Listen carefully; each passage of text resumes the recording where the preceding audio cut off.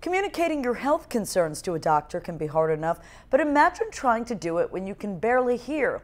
Well, that's a challenge for many deaf patients. But as News 12's Janelle Burrell tells us, one local dentist is working overtime to make sure they get the care that they need.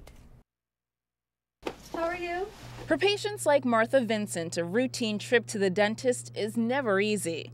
Martha has very little hearing, so you can only imagine the difficulty she has communicating her concerns to doctors and the challenge they have in understanding her. It was hard. That's until she found Dr. Sabrina Magid. They haven't felt like they've been part of their own care before. The fourth-generation dentist and Westchester native started studying sign language as a hobby in high school. And during her dental studies, she realized the overwhelming majority of her peers just didn't know how to work with deaf patients. Most of the hearing community really isn't aware of their needs.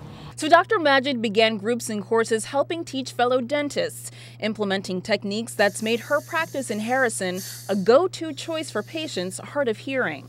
It can be as simple as remembering to stand in front of them and to make your face clearly visible if they're trying to lip read. Now, one of the neat devices that the doctor has here for her hard of hearing patients is this tool, which allows her to talk into this microphone, and then it transcribes exactly what she's saying into this computer for her patients to read.